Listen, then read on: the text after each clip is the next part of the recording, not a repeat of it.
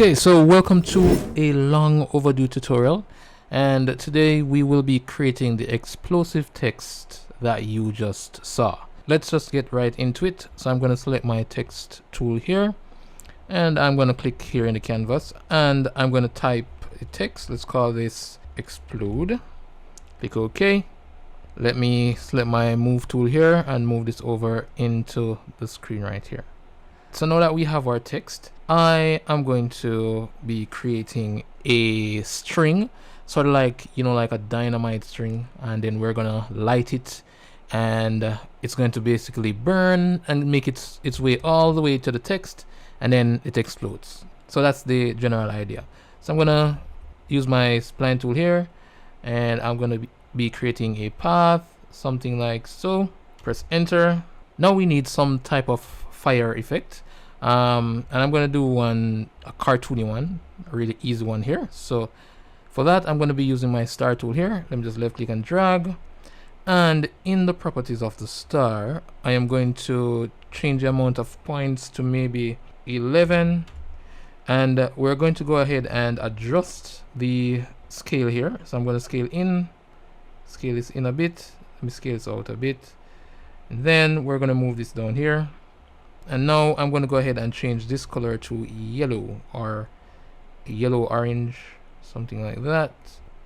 Let me move this string below our star and our text, and let me actually rename these layers. So call this fire, call this string, and we already have our text. Now I'm going to group these together. So let me hold down shift and select the group icon there.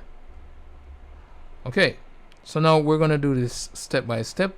I mean, we can work on any part of this first, but I think what we'll do is we'll work on the card first, the string. But by the way, I didn't mention this, but for the string, when you're using the spline tool, make sure that you have the advanced outline selected instead of the outline. So let me deselect that, and we'll go ahead and recreate our string here.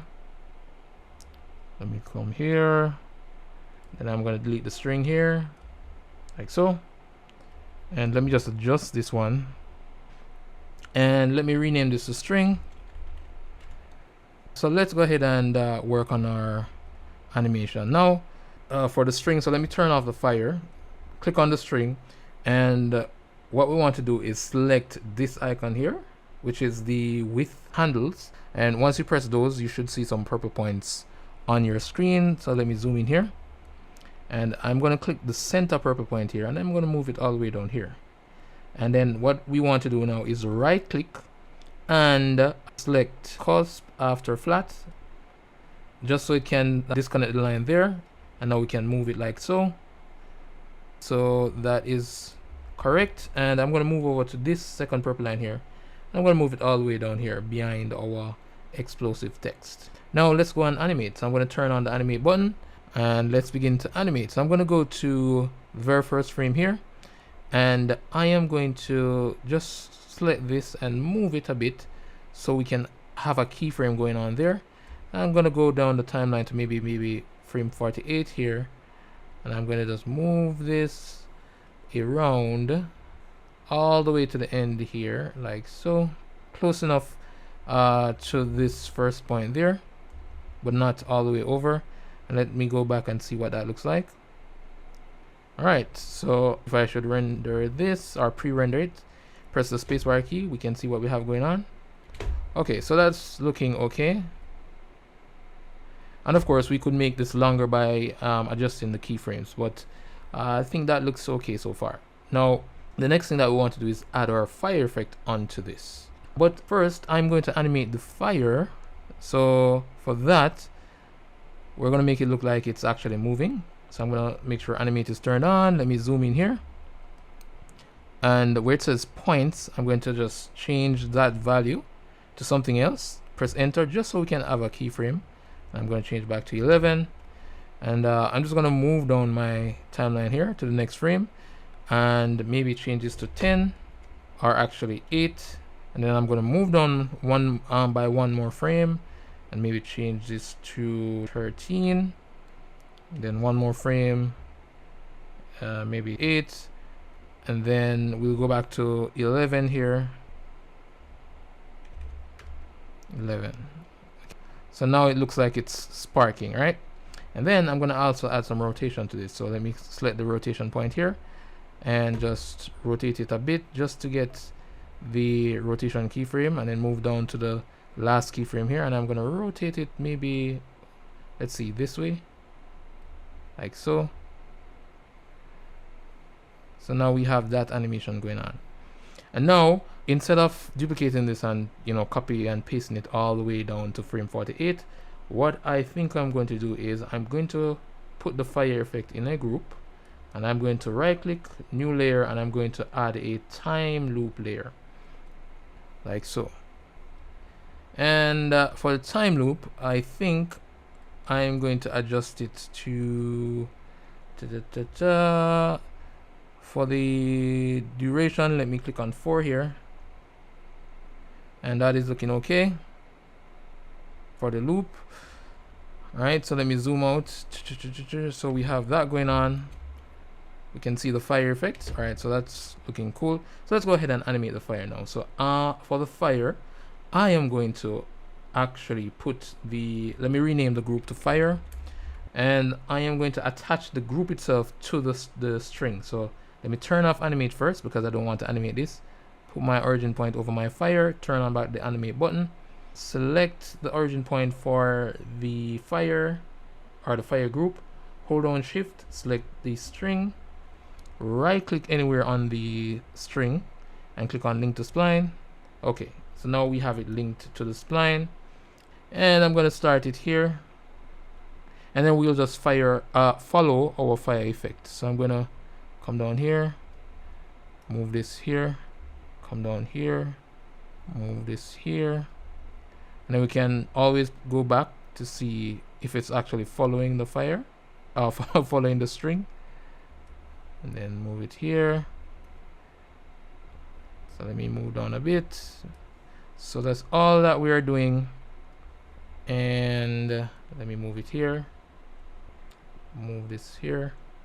Let me actually delete these keys here, delete, move right there, and let me see here. Okay, so for this one it's all the way to the back here, and then what we can do is we can actually make that disappear. So I'm going to come here one frame before, and I'm going to go to the opacity.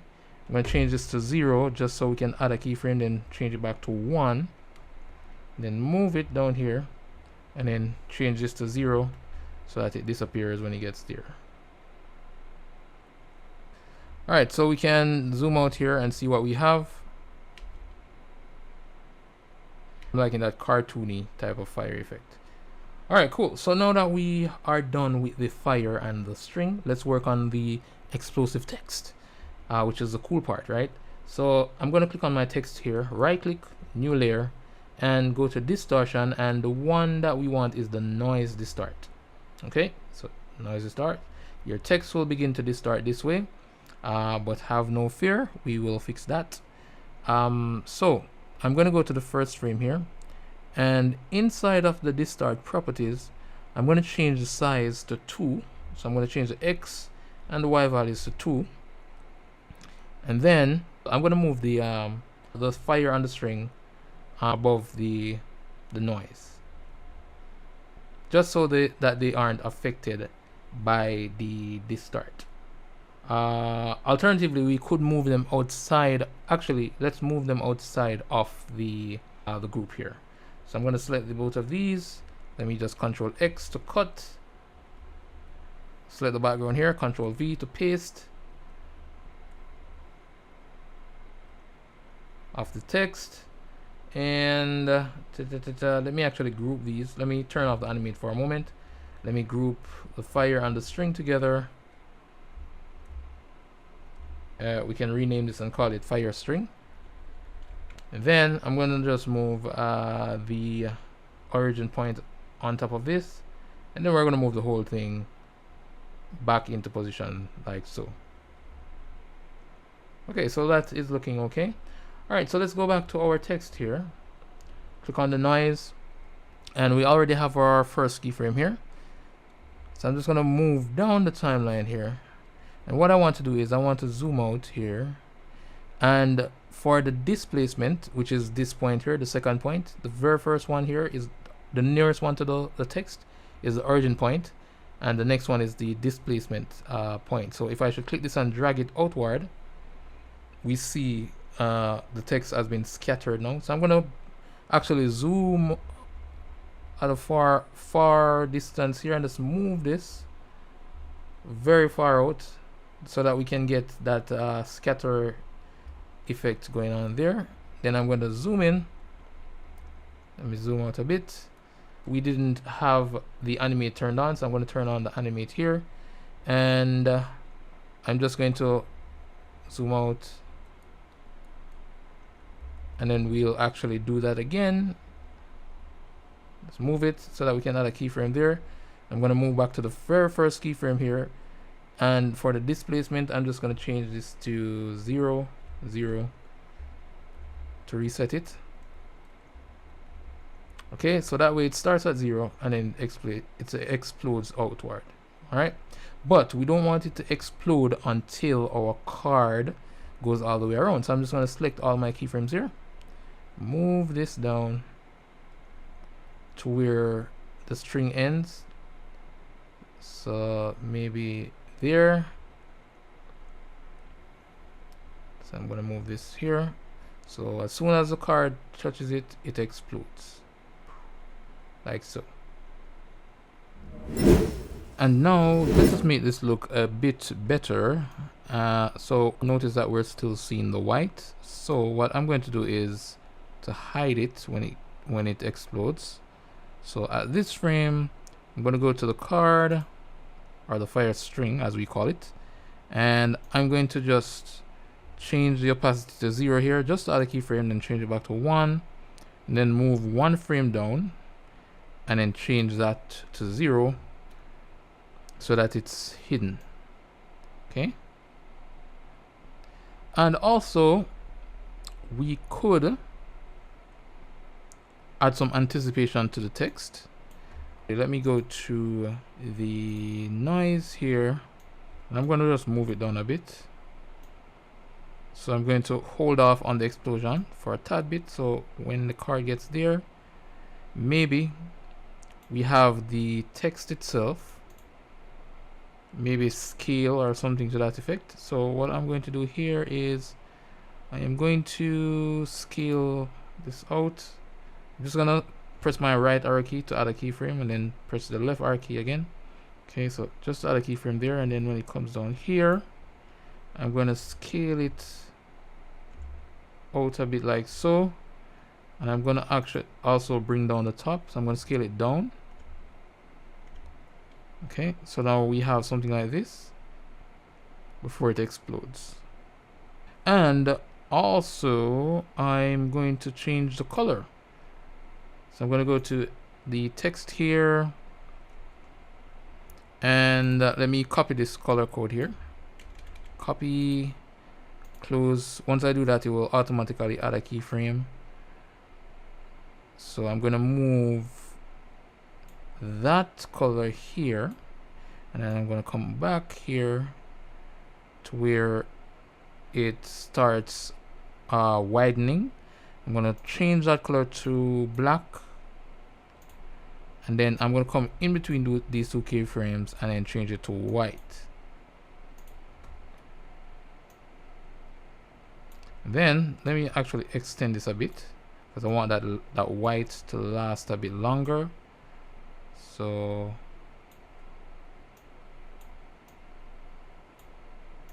something like this. Let me play that back.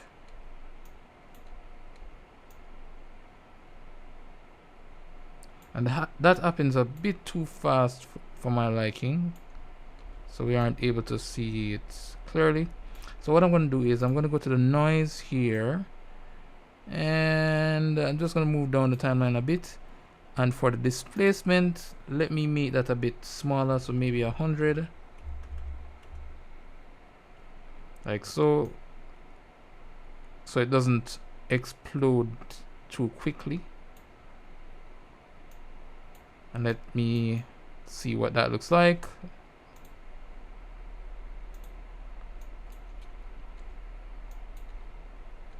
Okay, that is looking a bit better. Yeah.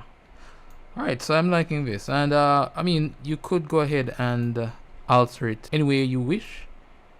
Once it explodes here, I'm gonna have this dissipate. So I'm gonna come somewhere here where it stops. I'm gonna go back a bit, and I'm gonna come to the overall group here, and I am going to make sure that I change the opacity. So let me just switch this to 0, then change it back to 1, and then move down here a bit, and then change it to 0 so that it's invisible. Let me go back and time that up right. So I think I'm gonna bring these keyframes back a bit. Let me see what that looks like.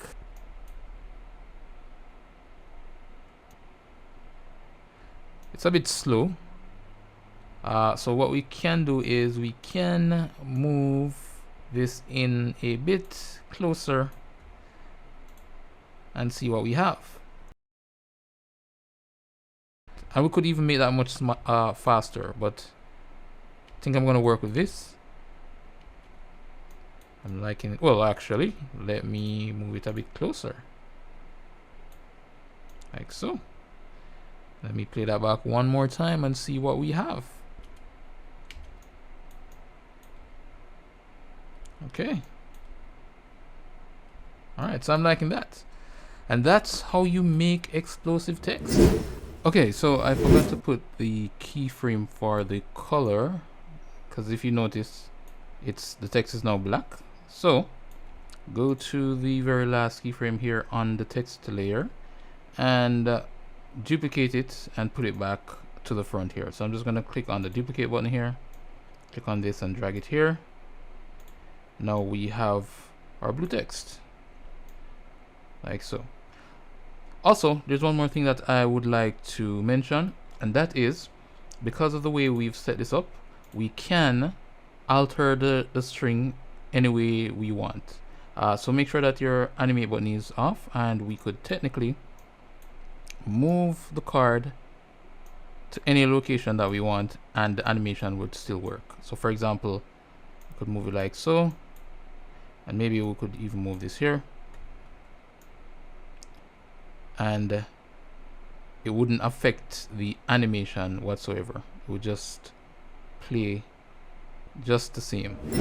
And we've come to the end, and as I said before, I know it has been a while, but I shall be creating more tutorials soon, so keep an eye out, and I will see you in the next one.